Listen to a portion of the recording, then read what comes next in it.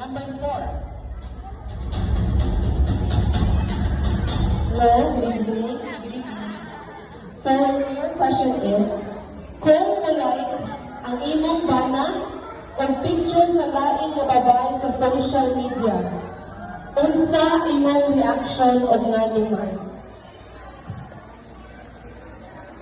Actually, I trusted my husband. Partner.